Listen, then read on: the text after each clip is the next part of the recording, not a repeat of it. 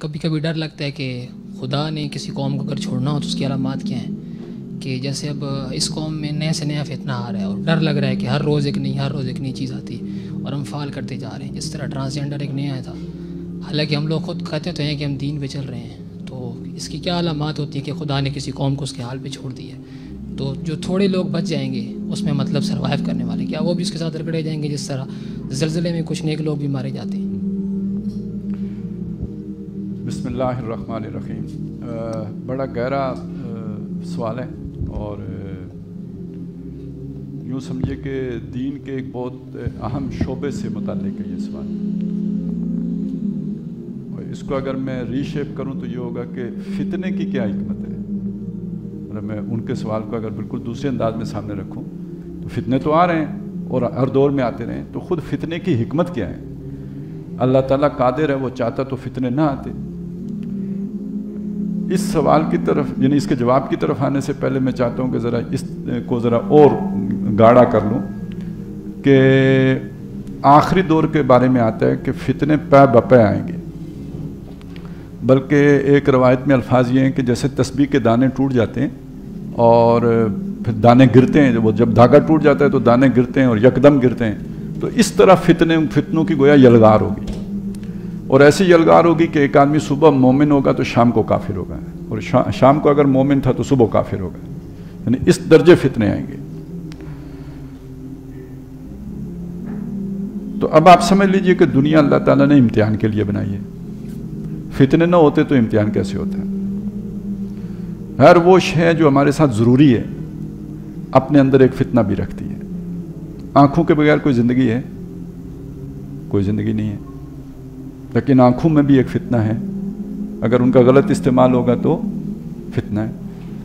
مال ہے، اولاد ہے. دیکھیں کتنی ضروری چیزیں ہیں. اولاد کے بغیر افزائش نسلی اگر نہیں ہے تو زندگی آگے، تمدن آگے کیسے بڑھے گا؟ بڑی ضروری چیز ہے اولاد ہے. بیوی بھی اتنی ہی ضروری ہے، انسان کی اپنی ضرورتوں کے لیے بھی ضروری ہے اور تمدن کی ضرورت بھی ہے. دونوں مل کے ہی آگے اولاد پالیں، بنائیں، پیدا بھی کریں گے اور پرورش بھی کریں گے. اچھا، اس سارے کے لیے مال بھی چاہیے. لیکن یہی فتنہ بھی ہے، انما اموالکم و اولادکم فتنہ، ان من ازواجکم و اولادکم عدو لکم. تو یہ پہلی بات تو یہ سمجھ لیں کہ فتنوں سے مفر نہیں ہے، فتنے ساتھ جڑے ہوئے ہیں، ساتھ لگے ہوئے ہیں. اور جس مقصد کے لیے یہ دنیا میں ہمیں بھیجا گیا ہے اس کی ضرورت ہے، لازمی ضرورت ہے کہ امتحان ہونا ہے تو امتحان انہی فتنوں کے ذریعے سے ہونا ہے. اچھا، یہ وہ فتنے ہیں کہ جو ہماری یعنی شخصیت کا حصہ ہیں، لیکن کچھ خارج سے بھی فتنے آتے ہیں، جیسے جن کا ذکر بھائی کر رہے تھے، یا جن کا حدیث میں ذکر آیا کہ اتنے فتنے ہوں گے کہ وہ بندے کو صبح مومن ہوگا تو شام کو کافر کر چکے ہوں گے. تو ایسا نہیں ہے کہ یہ خارجی فتنے نبی صلی اللہ علیہ وسلم کے دور میں نہیں تھے یا اس سے پہلے ادوار میں نہیں تھے. یہاں تک کہ اللہ تعالیٰ کے جو کلام ہوتا تھا اس کے اندر بھی لوگ فتنہ پیدا کر لیتے تھے. سورہ کہف میں ایک ایسے فتنے کا ذکر ہے. سورہ کہف ویسے بھی فتنوں ہی کے حوالے سے ہے، جو مختلف فتنے آ سکتے ہیں. انہی میں سے دجال کا فتنہ ہے، اس کے لیے وہ پناہ بھی بیان کی گئی ہے. تو اس کا میرا خیال 8واں رکوع ہے اس کا، کہ جس میں یہ بتایا گیا ہے کہ وما نرسل المرسلین الا مبشرین و منذرین، ہم نے رسول نہیں بھیجے مگر وہ خوشخبری بھی دیتے تھے، خبردار بھی کرتے تھے. وَيُجَادِلُ الَّذِينَ كَفَرُوا بِالْبَاطِلِ، وہ جو رسول خوشخبری یا خبردار کرتے تھے یا جو اللہ کا کلام پیش کرتے تھے اس میں بحث کرتے تھے، کیڑے نکالتے تھے، مین میخ نکالتے تھے وہ لوگ جو کافر ہیں باطل طریقے سے. ایک ہوتا ہے نا کہ آپ نے صحیح بات کی، بندے نے پک کی، اس پر جو اشکال ہے وہ سامنے رکھا، سوال کی صورت میں سامنے رکھا. ایک یہ ہوتا ہے کہ اس کو ٹیڑھے معنی دیے اور باقیوں کو بھی، ان کے ذہن کو بھی ابہام کا شکار کرنے کی کوشش کی. تو وہ یہ کام کرتے تھے. وَيُجَادِلُ الَّذِينَ كَفَرُوا بِالْبَاطِلِ، اور پھر ساتھ بتایا کہ اس سے بڑا ظالم کون ہوگا کہ جو اللہ کی آیات کے ذریعے سے جسے سمجھایا گیا ہو اور وہ پھر بھی کنی کترا جائے. تو یہ بھی ایک فتنہ ہے، تعبیر الٹ دینا، اللہ کی بات کی تعبیر الٹی کر دینا. خود بدلتے نہیں، قرآن کو بدل دیتے ہیں. وہ یہ والی جو چیز، یہ بھی ایک فتنہ ہے، حضور کے دور میں بھی تھا. چنانچہ نبی صلی اللہ علیہ وسلم سے اس معاملے میں پھر پوری کھل کے بات کی گئی، کیونکہ صحابہ، جیسے ابھی سوال آپ کا آیا تو صحابہ کے ذہن میں بھی اس طرح کے سوال آتے تھے. بلکہ یہ دیکھیں نا، جو فرعون کو اللہ نے طاقت دی، نمرود کی طاقت تھی، آگ میں حضرت ابراہیم کو ڈال دیا، یا یہ کہ وہاں ابو جہل اور سرداران قریش کے پاس اتنی طاقت تھی کہ حضرت بلال کو مار رہے ہیں، خباب بن الارت کو آگ میں جو ہے وہ دیکھتے انگاروں پہ لٹا رہے ہیں، تو یہ بھی تو فتنہ ہے نا. بنی اسرائیل کے ساتھ جو مصر میں فرعون کر رہا تھا وہ بھی تو فتنہ تھا نا. تو ان کے ذہنوں میں وہ بھی تھا کہ ہم حق پر ہیں تو ہم پر اتنا تشدد کیوں، اتنی زیادتی کیوں، یہ کفار کو اتنی کھلی چھوٹ کیوں ملی ہوئی ہے. تو ایک فتنے کی نوعیت وہ ہے کہ جو کفار کو طاقت ان کو حاصل ہے، اور ایک فتنے کی نوعیت یہ ہے کہ وہ جو کنفیوژن کریٹ کرتے ہیں، حق کے ساتھ باطل کو گڈمڈ کر دیتے ہیں. یہ سارے فتنے یہ ذہن میں ہیں. جب یہ ذہن میں ہے تو اللہ تعالیٰ نے اس کی وضاحت کر دی اور واضح کھول دی بات. وہ ہمیں بھی سمجھنے کی ضرورت ہے، کیونکہ ہمارے دور میں وہ فتنے اس سے بھی زیادہ ہیں، جبر اس سے بھی زیادہ ہو گیا ہے، اور طرح سے ہے لیکن ہے. بات کو گھمانا، بات کو بالکل یعنی سچ کو جھوٹ ثابت کرنا، جھوٹ کو سچ بنا دینا، یہ آج میڈیا کے ذریعے سے بہت آسان ہو گیا ہے. تو اب اس میں ایک بات سمجھ لیجئے کہ اللہ تعالیٰ نے بتایا کہ یہ اگر اللہ نہ چاہتا تو لوگ یہ نہیں کر سکتے تھے، بلکہ یہ بتایا وَكَذَلِكَ جَعَلْنَا لِكُلِّ نَبِيٍّ عَدُوًّا شَيَاطِينَ الْإِنسِ وَالْجِنِّ. اسی طرح ہم نے ہر نبی کے دشمن کھڑے کر دیے جنوں میں سے بھی اور انسانوں میں سے بھی. یوخی بعضهم الی بعض زخرف القول غرورا. وہ ایک دوسرے کے ساتھ کمیونیکیٹ کرتے ہیں دھوکے کی باتیں، وہی دھوکہ دینے والی، وہ فتنہ انگیز باتیں وہ ایک دوسرے کی طرف کمیونیکیٹ کرتے ہیں. اس رکوع کے بعد اگلے رکوع میں یہ بھی بتایا وَكَذَلِكَ نُوَلِّي بَعْضَ الظَّالِمِينَ بَعْضًا. اسی طرح ہم بعض قسم کے ظالموں کو بعض قسم کے ظالموں کا دوست بنا لیتے ہیں، وہ الائی ہو جاتے ہیں، اتحادی ہو جاتے ہیں. کس کے خلاف؟ حق کے خلاف. تو ایک فتنہ وہ ہے جو باتوں کا فتنہ ہے، اس کا ذکر پہلے ہو گیا. ایک فتنہ وہ ہے جو فزیکل ہے، اس کا ذکر بعد میں کر دیا ہے. اب اس کے درمیان ایک بات کہیے، وہ ہے ہماری سمجھ کی. اگر وہ نہیں سمجھ آئے گی تو پھر یہ فتنے کافر کر دیں گے. وہ کیا ہے؟ وہ بات یہ ہے کہ پہلے نبی صلی اللہ علیہ وسلم کو یہ بتایا کہ وَلَوْ شَاءَ اللَّهُ، اگر وَلَوْ شَاءَ رَبُّكَ، اگر تیرا رب چاہتا، مَا فَعَلُوهُ، وہ یہ نہیں کر سکتے تھے. نہ فرعون کر سکتا تھا، نہ نمرود کر سکتا تھا، نہ یہ ابو جہل کر سکتا تھا، نہ یہ جو آپس میں یہ مجادلہ بالباطل کی فلسفے سوچتے ہیں، نہ یہ کچھ کر سکتے تھے. فَذَرْهُمْ، تو اے نبی اللہ نے کرنے دیا تو آپ انہیں چھوڑ دو. وَمَا يَفْتَرُونَ، اور جو انہوں نے وہ فلسفے بنائے ہیں نا ان سے بھی صرف نظر کرو، پرواہ نہ کرو ان کی. اب اس کے بعد بتایا کہ یہ اللہ نے کیوں موقع دیا انہیں. یہ ہے کانٹے کی بات، یہ ہے سمجھنے کی بات، یہ ہے جس کے لیے میں نے باقی ساری تمہید باندھی تھی. اب آپ کے سوال کا جواب شروع ہو رہے ہیں. وَلِتَسْقَى إِلَيْهِ أَفْئِدَةُ الَّذِينَ لَا يُؤْمِنُونَ بِالْآخِرَةِ، تاکہ وہ جو فتنہ اٹھا ہے اس فتنے کی طرف مائل ہو جائیں ان لوگوں کے دل جو آخرت پر ایمان نہیں رکھتے. اللہ کو مانتے ہیں، یہ نہیں کہ اللہ کو نہیں مانتے، اللہ کو مانتے ہیں، رسول کو بھی مانتے ہیں. آخرت ان پر کھل کے عیان نہیں ہے، وہ دنیا کی محبت کا شکار ہے. یہ فتنے انہیں اپنی طرف کھینچ لیں گے. وَلِتَسْغَى إِلَيْهِ أَفْئِدَةُ الَّذِينَ لَا يُؤْمِنُونَ بِالْآخِرَةِ. پہلی بات یہ. دوسری بات یہ کیا ہے؟ وَلِيَرْضَوْهُ، تاکہ اس گناہ پر وہ راضی بھی ہو جائیں. یہ گناہ پہ راضی ہونے کا کیا مطلب ہے؟ کہ اللہ تعالیٰ نے انسان کا جو نظام رکھا ہے، جب وہ گناہ کرتا ہے تو اس کا ضمیر اسے کاٹتا ہے، چبھن ہوتی ہے. یہ ضمیر کی چبھن اسے سوچنے پہ مربوط کرتی ہے، یہ توبہ کی طرف لے کے جاتی ہے، وہ باز آ جاتا ہے. یہ سارا اندر جو پروسیس یہ ہے، یعنی فتنے میں مبتلا ہوا، گناہ ہو گیا، لیکن اندر ایک فنکشن جو ایکٹیویٹ ہو گیا، وہ اسے واپس توبہ تک لے کے آ گیا. البتہ جب وہ اس گناہ کا کوئی عذر تلاش لیتا ہے، اس کے لیے کوئی جسٹیفیکیشن دے لیتا ہے، تو یہ فتنہ گویا اتنا پھر شدید ہو جاتا ہے کہ اب وہ اس گناہ پہ راضی ہو جاتا ہے. وَلِيَرْضَوْهُ، تاکہ وہ اس پہ راضی بھی ہو جائیں. وَلِيَقْتَرِفُوا مَا هُمْ مُقْتَرِفُونَ، تاکہ وہ کرتے چلے جائیں جو کچھ کہ وہ کر رہے ہیں، توبہ کی امید ختم ہو جائے ان کی.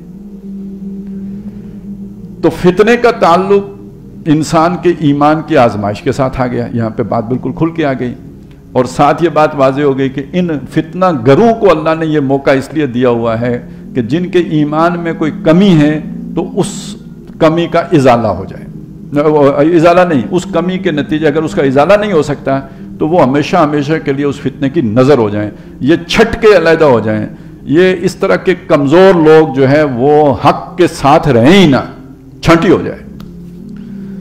یہ ایک پہلو ہے۔ اور اس کا دوسرا پہلو کیا ہے؟ یہ جو فتنہ ہوتا ہے اسی سے تو انسان کا علم بھی آگے بڑھتا ہے۔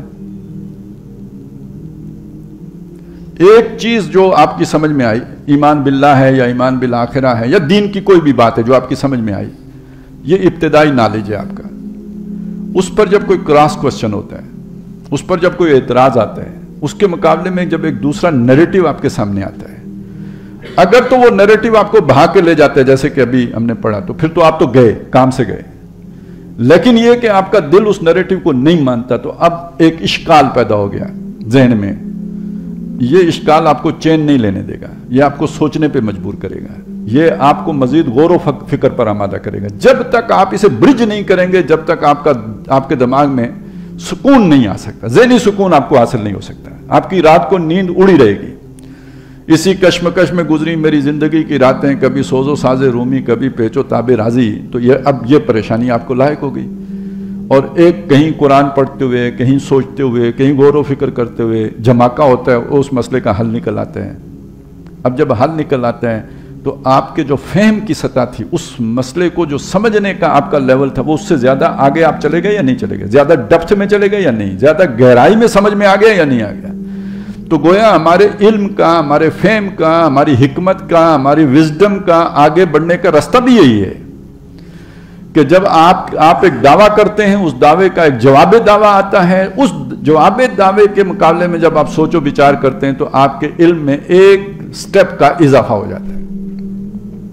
اب آپ کا فہم، آپ کی نالج، آپ کا وہ جو ہے نا اس میں یعنی اللہ تعالیٰ اس کو موقع اس لیے بھی دیتے ہیں، مثبت پہلو اس کا یہ ہے کہ اہل ایمان کے علم میں اضافہ ہو جائے۔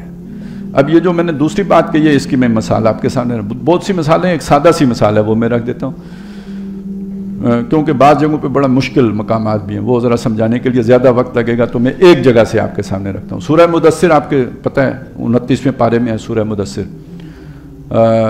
اس میں ایک ایسے ہی شخص کا ذکر ہے جس نے اس طرح کے اشکالات پیدا کیے تھے، ولید بن مغیرہ، اور اس نے کہا تھا ان ھذا الا قول یوسر، ان ھذا الا قول البشر۔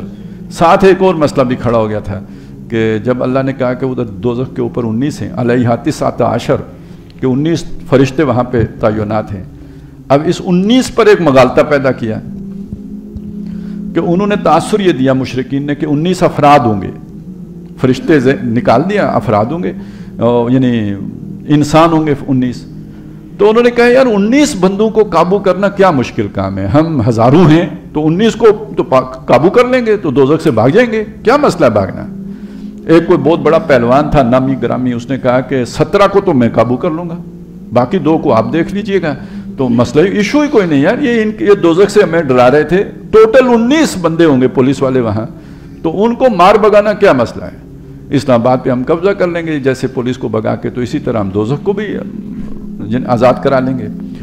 تو یہ انہوں نے ایک مجادلہ بالباطل کی ایک صورت ہے، سادی سی صورت ہے، بالکل سادہ سی عام فہم سی صورت ہے، وہ یعنی یہ قرآن نے بیان کی۔ اب اس کا اللہ نے جواب دے دیا کہ پہلی بات تو یہ ہے کہ ہم نے وہاں پہ جو معین کیے نا وہ انسان نہیں ہے، فرشتے ہیں۔ دوسری بات یہ کی کہ وما جعلنا عدتہم، یہ جو ہم نے ان کی گنتی بتائی ہے، الا فتنۃ للذین کفروا، مگر یہ کافروں کے لیے بطور فتنہ، آزمائش، کافروں کی اس سے آزمائش ہوگی، لیکن دوسری طرف کیا ہوگا، لیستیقن الذین اوتوا الکتاب، جو اہل کتاب ہیں چونکہ ان کے پاس یہ گنتی پہلے سے موجود ہے، ان کو پکا یقین آ جائے گا یہ قرآن سچی کتاب ہے، وَيَزْدَادَ الَّذِينَ آمَنُوا ایمانا، اور ایمان والوں کے ایمان میں اس سے مزید اضافہ ہوگا، وَلَا يَرْتَابَ الَّذِينَ أُوتُوا الْكِتَابَ وَالْمُؤْمِنُونَ، اور اس کے بعد کتاب جن کو دی گئی وہ بھی اور ایمان والے بھی کسی شک میں نہیں رہیں گے، ان کا یہ حق ہونا ان پر ثابت ہو جائے گا۔ وَلِيَقُولَ الَّذِينَ كَفَرُوا فِي قُلُوبِهِم مَرَضٌ وَالْكَافِرُونَ، اور یہ اس لیے یہ فتنہ بنا تاکہ وہ لوگ جن کے دلوں میں مرض ہے، وہ آخرت پر ایمان نہیں رکھتے اور وہ کافر ہیں، انہیں یہ کہنے کا موقع مل گیا ماذا اراد اللہ بہذا مسئلہ، یہ مثال بیان کرنے سے اللہ کا مطلب کیا ہے، کذالک یضل اللہ من یشاء ویہدی من یشاء، اس طرح اللہ تعالیٰ گمراہ کرتا ہے جس کو چاہتا ہے، ہدایت دیتا ہے جس کو چاہتا ہے۔ تو اب آپ کو فتنے کا مقصد سمجھ میں آ گیا۔ یہ فتنہ دو دھاری تلوار ہوتی ہے، جس کے دل میں ایمان نہیں ہوتا اس فتنے کے ذریعے سے اللہ اسے گمراہ کرتا ہے، اور جس کے دل میں ایمان ہوتا ہے اس فتنے کے ذریعے سے اس کے ایمان میں اضافہ کرتا ہے۔ لہٰذا حدیث میں ایک پہلو تو آ گیا جو صبح مومن ہوگا شام کو کافر ہوگا، لیکن قرآن مجید نے ہمیں بتایا نہیں اس کے دو پہلو ہیں۔ یہ بھی ہو سکتا ہے کہ ایک آدمی صبح مومن ہو اور اس فتنے کی وجہ سے شام کو کافر ہو جائے، لیکن سائملٹینیسلی یہ بھی ہوگا کہ جو صبح مومن ہو اس فتنے کے نتیجے کے طور پر شام کو اس کے ایمان میں دگنا اضافہ ہو چکا ہو۔ تو یہ ہمارے اوپر ہے کہ اس فتنے کا ہم کیا نتیجہ نکالتے ہیں۔ مثلاً یہ کہ ابھی آپ نے ٹرانسجنڈر کا حوالہ دیا ہے، تو ایک طریقہ ہمارے ہاں ہمیشہ سے یہ رائج رہا ہے، یہ میں تھوڑا سا واپس ٹرانسجنڈر کی طرف آ رہا ہوں، اگلی بات کو جو میں کہنے لگا تھا اسے روک رہا ہوں ابھی۔ یعنی ہمارے ہاں اپنے نفس کی پاکیزگی کے لیے یہی کوشش کی گئی نا کہ بھائی بے حیائی نہ ہو، کچھ ایسی چیزیں نہ ہوں کہ جو انسان کو اس چیز کی طرف راغب کرتی ہیں۔ اب ایک ایسا دور آ گیا ہے کہ فتنہ، یہ والا فتنہ، فتنۃ النساء کہیں یا بے حیائی کا فتنہ کہیں یا جو بھی آپ اسے نام دیں، یہ فتنہ اب اتنا عام ہو چکا ہوا ہے کہ گناہ میں ملوث ہونا آسان ہے اور نیکی پہ قائم رہنا مشکل ہے۔ اب ان حالات میں اگر کوئی اپنے آپ کو بچا کے رکھتا ہے تو ذرا آپ سوچیں نا کہ اس کے ایمان کا لیول کیا ہوگا، اور جس کے دل میں چور ہوگا اس کے لیے اللہ ایک کھلی چھٹی ہے۔ تو یعنی آج کے اعتبار سے اگر آپ دیکھیں تو زیادہ پختہ ایمان کی ضرورت ہے، زیادہ مضبوط ایمان کی ضرورت ہے، اپنے آپ کو زیادہ شعوری ایمان کی ضرورت ہے اپنے آپ کو بچا کے رکھنے کی۔ تو وہ میں بتا رہا تھا کہ یہ سارا کچھ آج اللہ تعالیٰ نے کفر کو کھلی چھٹی دے دی کہ جو تمہارے وہ کمان میں تیر ہے نا وہ سارے آزما لو میرے بندوں کے اوپر، ہر طرح کا تیر، لالچ کا تیر، مفاد کا تیر، مطلب کا تیر، نفسانی خواہشات کا تیر، اس پر بھی جو پوری طرح ثابت قدم رہ جائیں تو وہ پھر ہیں نا مطلب چھانٹے ہوئے لوگ جنہوں نے اپنی ورتھ پروو کیا ہے، جنہوں نے اپنا ایمان پروو کیا ہے۔ تو یہ شعور کے ساتھ اب اس کا تعلق، پہلے تو یہ ہم نے اس کو گویا روکا تھا اس طریقے سے کہ جیسے کسی چیز کو سمندر کر دیتے ہیں، جیسے کسی چیز کو چھپا کے رکھتے ہیں کہ نہ وہ جسے کہتے ہیں نا وہ ہوگا 9 من تیل ہوگا نہ رادھا ناچے گی۔ اب 9 من تیل نہیں 900 من تیل ہو گیا، اب بھی رادھا نہ ناچے تو اب یہ اس کا مطلب یہ ہے کہ رادھا کے اندر بڑا ہوش آ گیا ہے، رادھا سمجھدار ہو گئی ہے، رادھا کو جو باشعور ہو گئی ہے۔ تو اب یہ ایمان کا امتحان بھی اتنا بڑا ہو گیا ہے کہ یہ سارے فتنے موجود ہیں، ود ان ریچ ہیں، ان یعنی دسترس میں ہیں، اس کے باوجود اپنے آپ کو روک لو، معلوم ہوا بہت بڑا ایمان ہے۔ تو اس کے یہ دونوں پہلو سامنے رکھیں، ان سے گھبرانے کی ضرورت نہیں ہے، پناہ ضرور مانگیں، اللہ سے مدد ضرور مانگیں، اپنے شعور کو بلند رکھیں، قرآن مجید کے ساتھ مضبوط تعلق رکھیں جو اللہ سے جڑنے کا سب سے مضبوط ذریعہ ہے، اور باقی فتنے روکے نہیں جا سکتے، فتنے آئیں گے، یہ ہر دور میں آتے رہے، اب بھی آئیں گے، چلتے رہیں گے ساتھ، اور اگر ایمان کمزور ہوگا تو بہا کے لے جائیں گے، مضبوط ہوگا تو اضافہ کر کے چلیں گے۔